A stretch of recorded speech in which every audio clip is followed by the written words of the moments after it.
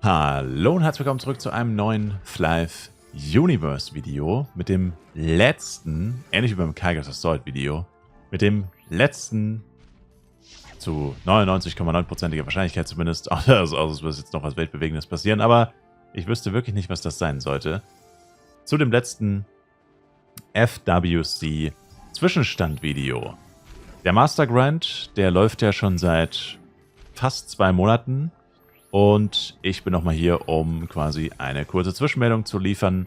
Und ich werde doch immer wieder gefragt, naja, was ist jetzt eigentlich das Ziel und so? Hero, Pipapo, weil man sieht ja, mein Elementor ist tatsächlich schon Level 118. Also eigentlich, ja, kurz vor Hero könnte man sagen. Aber es ist so. Und zwar, ist mein Mindestziel, habe ich eigentlich auch im letzten Video gesagt, bin ich mir zumindest relativ, also ich bin mir ziemlich sicher, dass ich im letzten Video gesagt habe, dass ich mir wünschen würde, mindestens 116 zu erreichen. Weil ab 116 könnte ich es theoretisch so machen. Ich weiß noch nicht, ob ich das so machen werde. Das muss ich mir auf Burodeng angucken, wie schlecht die XP auf Burodeng tatsächlich sind. Sie werden ziemlich schlecht sein, das ist klar. Aber wie schlecht genau so ungefähr, ne? Das muss man dann noch gucken. Denn ab 116 ist es so, dass du ja die 9 Level Differenz zu Hero hast. Also Hero ist ja 125 minus 9 ist 116. Und 9 Level Differenz ist die maximale Differenz, wenn du Master levelst. Das heißt, ab 116 kann ich ein Char nach dem anderen mit Party auf Schaden auf 125 ziehen, was selbst auf Burodeng dann nicht mehr allzu schlimm sein sollte, weil Party auf Schaden ja deutlich besser ist als Party auf Level. Und dann könnte ich den quasi mit Party auf Schaden auf 125 ziehen und die anderen kriegen trotzdem passiv ein bisschen XP. Ich meine, es wird nicht viel sein. Ein Char, der von 160 auf 125 levelt, kriegen die anderen wahrscheinlich 30% oder so, wenn es hochkommt. Es wird nicht sehr viel sein, das ist mir klar.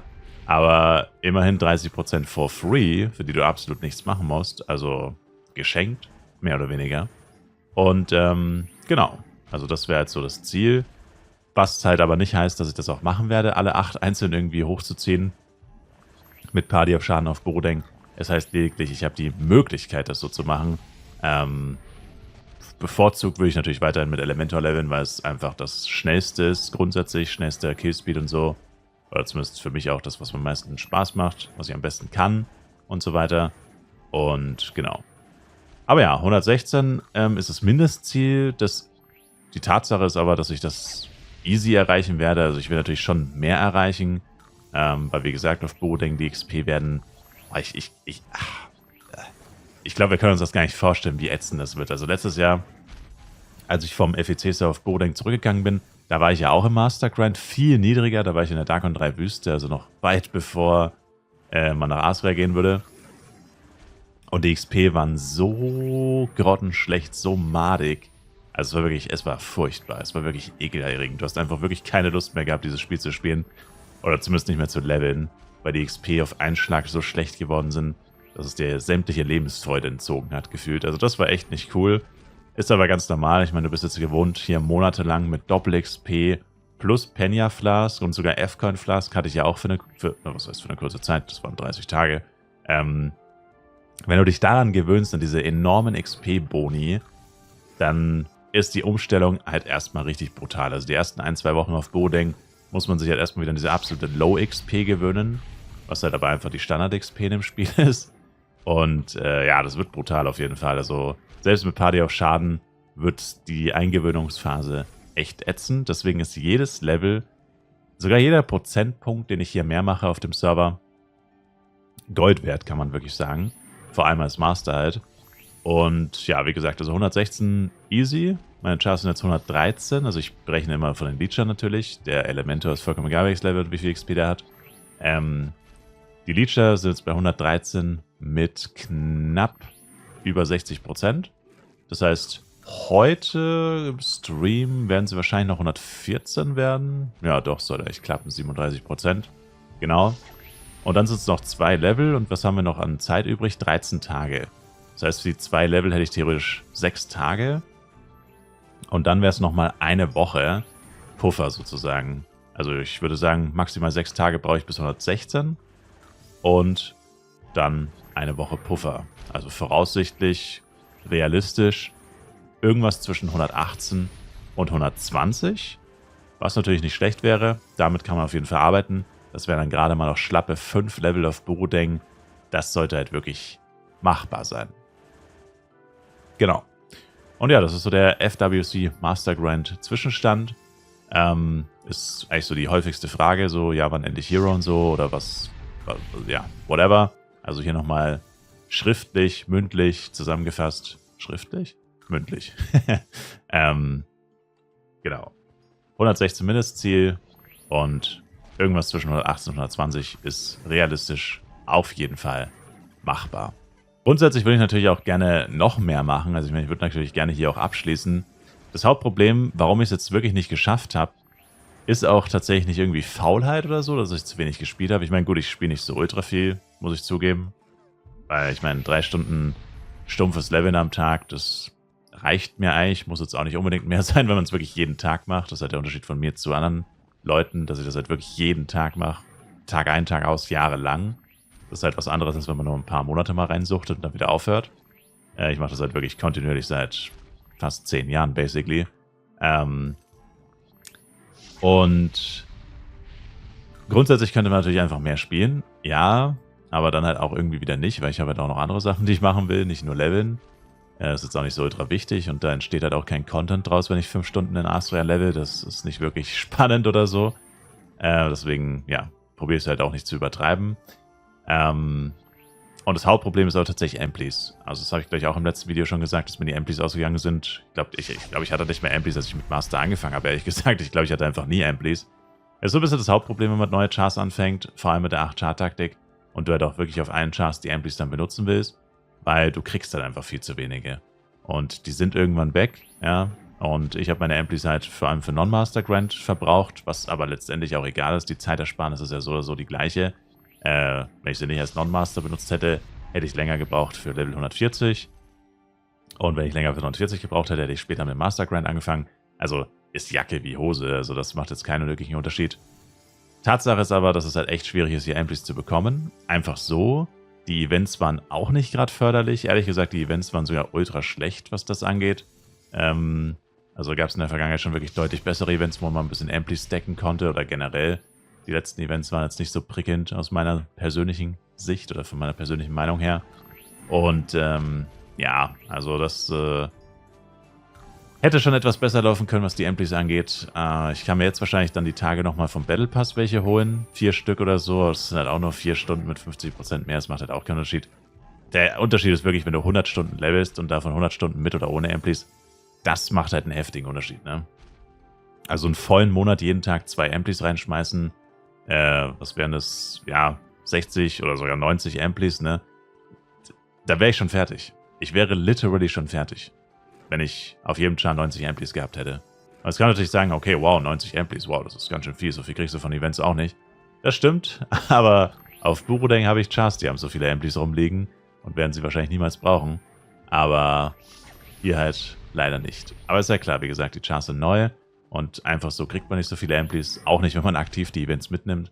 Dann müssten die Events schon wirklich sehr außergewöhnlich gut sein, was sie in der Regel eben nicht sind. Oder zumindest nicht so Ampli-fokussiert. Das ist schon sehr selten, dass man so viele Amplis bekommt. Ja. Ja, und dann können wir noch anschneiden, also einerseits Transfer. Eine Frage, die noch ein paar Mal gestellt wurde, war jetzt, wie der Transfer abläuft und ob man auf seine Chars warten muss. Also habe ich eigentlich schon ein Video zu gemacht, aber ich kann sie auch nochmal erwähnen. Ja, es kann passieren, dass ihr tatsächlich auf eure Chars warten müsst. Es gab letztes Jahr Leute, die mussten tatsächlich 1 oder 2 Tage auf ihre Chars warten. Wenn ihr Pech habt, ist das so. Deswegen würde ich den Transfer auch früher als später beantragen. Ich meine, jetzt hat ihn wahrscheinlich eh schon jeder beantragt. Also ich weiß nicht, ob das wirklich nach Reihenfolge geht.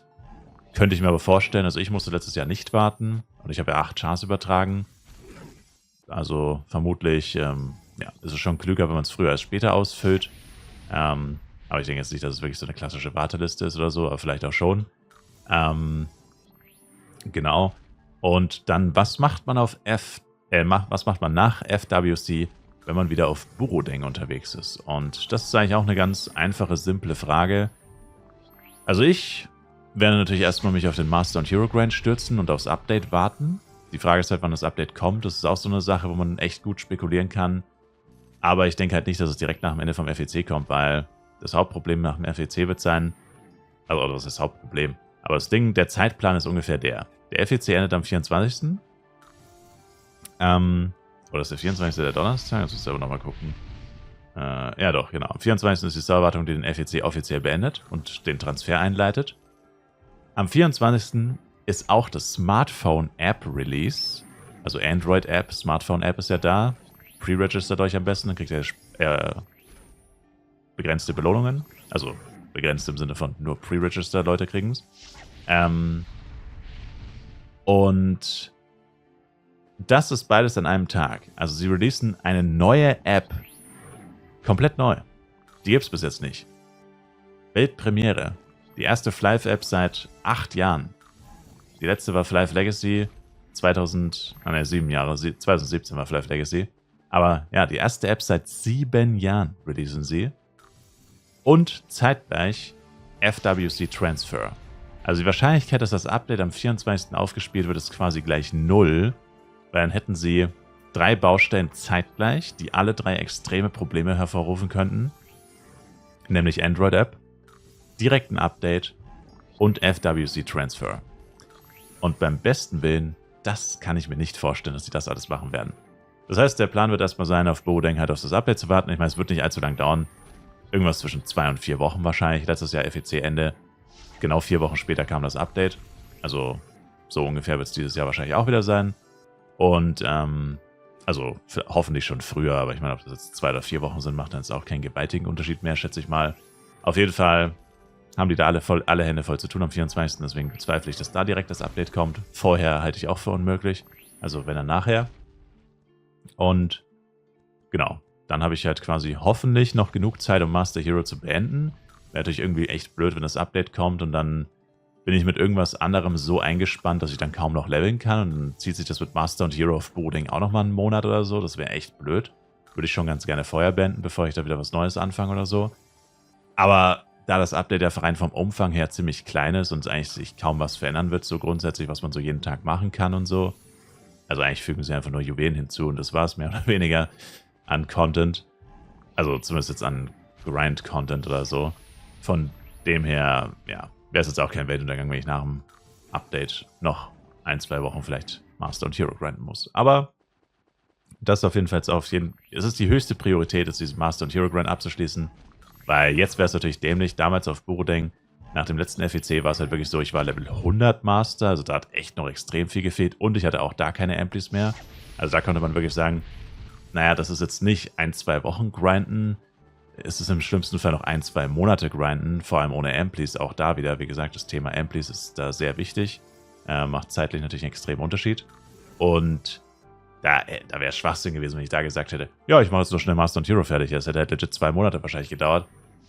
Aber in der Situation bin ich jetzt zum glücklich. Also deswegen kann man da, glaube ich, schon rechtfertigen, dass man das in Anführungszeichen noch kurz fertig macht. In Anführungszeichen kurz. Genau, aber das ist so die Zeitschiene der nächsten 2 Wochen ungefähr. Ich bin auf jeden Fall gespannt auf die Smartphone-App. Ich bin auch gespannt auf das Update, wann es denn jetzt letztendlich wirklich kommt. Wäre halt echt lustig, wenn sie wirklich alles an einem Tag machen. Also lustig im Sinne von, es wäre wahnsinnig. Aber ich bin mir auch ziemlich sicher, dass sie das nicht tun werden. Aber wir werden sehen. Jetzt auf jeden Fall sage ich euch danke vielmals fürs Zuschauen. Ich würde mich wie immer selber ein Like, Kommentar, ein Abo von euch freuen. Und ich hoffe, wir sehen uns auch im nächsten Live Universe Video wieder und schaut bitte auch im Livestream vorbei. Twitch-Link dazu in der Videobeschreibung für tägliche Livestreams jeden Tag live. Haut rein, macht's gut und ciao, ciao.